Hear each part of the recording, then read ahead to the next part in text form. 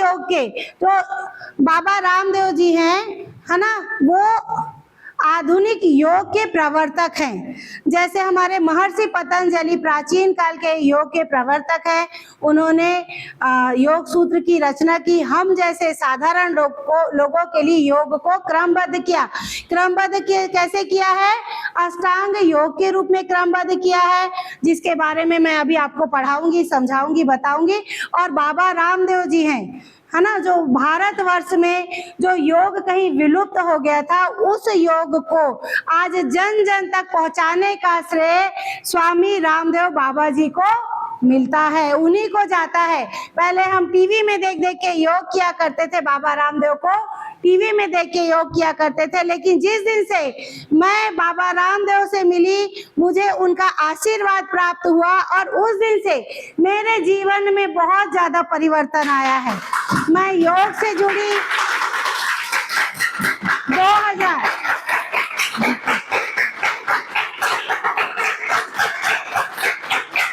2011 में बाबा रामदेव सिवनी में आए थे। उसके पहले हमारी क्लास लगी, वहां से शास्त्री जी हरिद्वार से आए थे और उन्होंने हमको प्रॉपर वे में आसन है, प्राणायाम है और सूर्य नमस्कार सिखाए। और उनके द्वारा ही हमने सिर्फ 20 दिन की क्लास किए हैं, सुबह सुबह जाके 20 दिन में हमने आसन प्राणायाम सब सीखा और सिर्फ बाबा रामदेव के आशीर्वाद से सीखा। और 2011 में जब वो आए और मुझे पता ही नहीं चला और मुझे मंच पे चढ़ने का मौका मिला और सुबह सुबह 5 बजे हमने रात में मखाने की माला बनाए। हम जो 5 से 7 सहेलियां हैं, रात में बैठ के हम सभी ने एक एक मखाने को एक माला के रूप में पिरोए और इतनी बड़ी माला बनाए। और जब बाबा रामदेव जी आए तो हमें मंच पे जाने का मौका मिला, हमने उनको मखाने की माला पहनाए और हमें उनका आशीर्वाद मिला। पहली बार बाबा रामदेव ने मुझे तुलसी की माला पहनाई और आज भी वो तुलसी की माला मेरे पास है और उनका आशीर्वाद मिला। और उस दिन से आज तक मैं योग के मार्ग में आगे बढ़ रही हूँ। मैंने योग सीखा, योग को जीवन में आत्मसात किया, मुझे बहुत अच्छा फील हुआ, मैं स्वस्थ हुई, मानसिक रूप से मैं सबल हुई। मैं बोल नहीं पाती थी, मेरे अंदर कॉन्फिडेंस 0 था, मैं नॉर्मल भी सामान्य पड़ोसी महिला से बात नहीं कर पाती थी, मुझे इतनी झिझक होती थी, मुंह से सही शब्द नहीं निकलते थे। लेकिन जब से मैं योग से जुड़ी, योग की और फिर धीरे धीरे करके मेरे जीवन में परिवर्तन आया, मेरा कॉन्फिडेंस बढ़ा और आज मैं आप लोगों के पास हूँ, मानव संसाधन विकास में योगा टीचर के रूप में आप लोग के बीच में आई हूँ। और आप जैसे बहुत अच्छे फॉरेस्ट गार्ड, वन रक्षक प्रशिक्षुओं को, जो अलग अलग वन विद्यालय में 100 भी होते हैं, 99 भी होते हैं, 48 भी होते हैं, 47 भी होते हैं, ऐसे वन रक्षक प्रशिक्षुओं को मैं योग की ट्रेनिंग देती हूँ। तो ये सोचिए कि मेरे जीवन में सच में तो मैं सिर्फ इतना कहना चाहूंगी कि बाबा रामदेव से मिलने के बाद, उनका आशीर्वाद मिलने के बाद मेरे जीवन में परिवर्तन आया और योग की लगन लग गई। और मैं पूरे मध्य प्रदेश में घूम घूम के, वन विद्यालयों में घूम घूम के योगा सेशन लेती हूँ। और जब मैं यहाँ योगा सेशन नहीं लेती हूँ तो सिवनी स्टेडियम में जाके फ्री में योग क्लास लेती हूँ, योग कराती हूँ। और ऐसा नहीं तो किसी स्कूल में जाके योग कराऊंगी, कहीं ना कहीं जाके मैं योग के बारे में चर्चा करती हूँ, लोगों को बताती हूँ, स्वास्थ्य लाभ देती हूँ। और पर्यावरण से भी मैं जुड़ी हुई हूँ, इको पर्यटन विकास बोर्ड में मास्टर ट्रेनर हूँ। और मास्टर ट्रेनर होने के नाते मुझे पर्यावरण से, जब से मैं मास्टर ट्रेनर बनी हूँ 2016 से, और योग से ही परिवर्तन आया है। मैं सोची नहीं थी जीवन में, मैंने जो यानी मुझे खुद को नहीं पता, ये मेरी अंदर की जो दबी हुई इच्छाएं हैं, वो सारी इच्छाएं एक एक करके पूरी होते गई साल दर साल।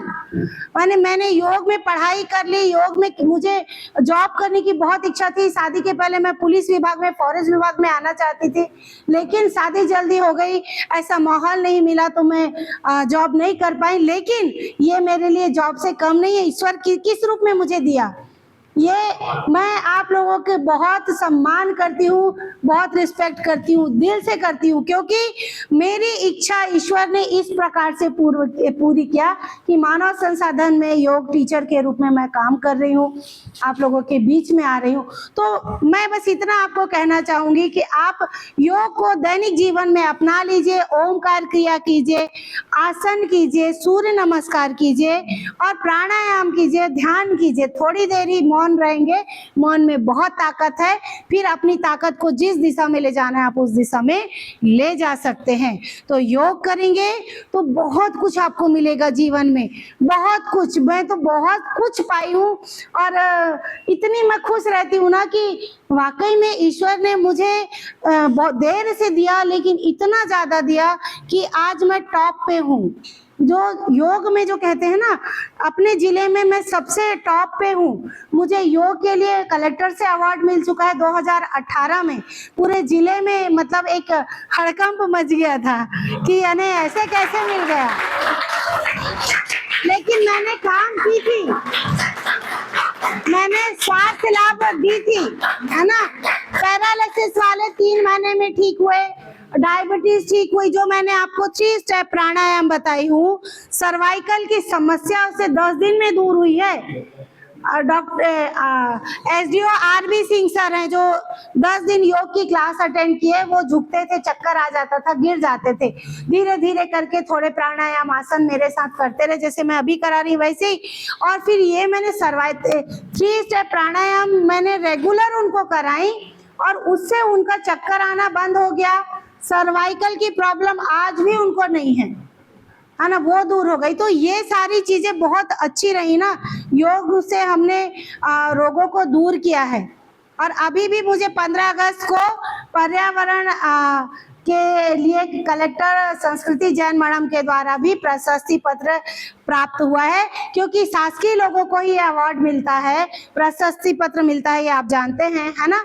लेकिन मैं अशासकीय हूँ, फिर भी संस्कृति जैन मैडम हमारे प्रोग्राम में आई थी, अनुभूति कार्यक्रम में, और जब मैंने शुरू से लेके एंड तक का पूरा परफॉर्म की, पर्यावरण के बारे में बताई, अनुभूति प्रोग्राम क्या है, हम किस प्रकार से बच्चों को अवेयर करते हैं, वन्य प्राणियों पर्यावरण संरक्षण के प्रति जागरूक करते हैं, फूड चेन के बारे में हम बताते हैं, बाघ के बारे में हम बताते हैं, बाघ इकोसिस्टम में क्यों जरूरी है, बाघ को अम्ब्रेला स्पीसीज क्यों कहा जाता है ना। छाता क्या करता है, जैसे छाता हमें सुरक्षा देता है ना, बारिश से बचाता है, वैसे ही बाघ भी हमें पूरे इकोसिस्टम में बाघ भी पूरा बैलेंस को बनाए रखता है। मांसाहारी होने के कारण शाकाहारी जीवों को खाके उनकी संख्या को कंट्रोल करता है, नियंत्रित करता है। तो बाघ है तो वन है, वन है तो नदियां हैं, नदियों में बहने वाला पानी है, और हम सबका जीवन है, चाहे वो मनुष्य हो, जीव हो, चाहे वन्य प्राणी हो।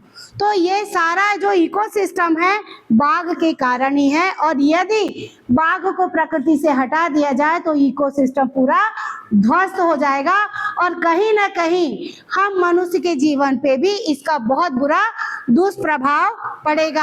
आप देख लीजिए, यदि प्रकृति से किसी एक प्रजाति के वृक्ष को हटा दीजिए, एक प्रजाति के पक्षी को हटा दीजिए, वन्य प्राणी को हटा दीजिए, तो यदि वो पक्षी विलुप्त हो जाता है तो उसका सीधा सीधा प्रभाव हम मनुष्य के जीवन पर पड़ता है। हमें कोई ना कोई रोग है, महामारी है, वो घेर लेती है। कोरोना भी इसी का एक रूप था, जिसमें हमने बहुत सारे अपनों को खोया है, और वो जो 2 साल कोरोना के थे बहुत ज्यादा दुखद थे, बहुत ज्यादा हताश करने वाले थे। लेकिन ईश्वर का लाख लाख शुक्र है कि हम उस स्थिति को झेल के बाहर निकल गए हैं, है ना। तो इसलिए, और उस समय मैंने ऑनलाइन निःशुल्क क्लास ली थी, है ना, अपने जो क्या कहते हैं, प्रधानमंत्री जी, मुख्यमंत्री जी के योग से निरोग कार्यक्रम में। उस समय मेरे हस्बैंड को भी कोरोना हो गया था, पर मुझे कोरोना नहीं हुआ। पता नहीं क्यों, हो सकता है योग करती, और रोज योग कर रही थी मैं। और मैंने जल नीति की थी, उससे पहले मैंने रबड़ नीति की थी। तो रबड़ नीति जो है, नाक से हम रबड़ को नोस्ट्रिल में डालते हैं, यहाँ बहुत तेज पेन होता है, और वो रबड़ हमारे कंठ से निकलती है, और जब हम ऐसे ऐसे उसका घर्षण करते हैं, खूब सारा कफ है, छींक है, वो आती है, और उसके बाद हमारा ये नोस्ट्रिल वाला पार्ट क्लीन हो जाता है, साइनस संबंधी सारी दिक्कतें दूर हो जाती हैं। तो मेरा तो मानना है कि मुझे कोरोना इसलिए नहीं हुआ क्योंकि मैंने रबड़ नीति की थी, दोनों नासिका से जल नीति की थी, इसके कारण। तो ये सारी छोटी छोटी जो षटकर्म की क्रियाएं हैं, हमें बहुत ज्यादा ताकत देती हैं। तो इन क्रियाओं को हमें करना चाहिए, है ना। और इसी के कारण मुझे कोरोना नहीं हुआ, क्योंकि मैं पूरे समय अपने हस्बैंड की सेवा करती थी, बच्चियों को दूर हटाती थी, खाना पीना साफ सफाई सब कुछ मैं करती थी, है ना। और एक समय ऐसा है, उस समय ऑटो भी नहीं मिलती थी, ऑटो वाले भी लेके नहीं जाते थे हॉस्पिटल, सिटी स्कैन होना था, बहुत सारे जांच होनी थी, तो मैं मेरे हस्बैंड को खुद ड्राइव करके, वो पीछे बैठे और मैं अपनी गाड़ी में उनको लेके हॉस्पिटल ले गई। इसलिए हर महिला को स्वावलंबी होना चाहिए, कभी किसी के भरोसे नहीं रहना चाहिए। तो आज मैं गाड़ी चलाती हूँ, ड्राइव करती हूँ, तो ये मेरे लिए बहुत अच्छी बात रही कि उस समय उस परिस्थिति में मैंने अपने हस्बैंड को लेके गई, जब वो चल नहीं पा रहे थे, अच्छी स्थिति उनकी नहीं थी, उस समय मैं लेके गई। इसलिए महिला को कभी डरना नहीं चाहिए, निडर साहसी होना चाहिए और स्वावलंबी होना चाहिए, किसी पे डिपेंड ज्यादा नहीं होना चाहिए। अपने काम स्वयं कीजिए, आप खुद को अच्छा फील करेंगे, है ना। तो ये सारी ताकत तो मेरे अंदर योग से ही आई है ना।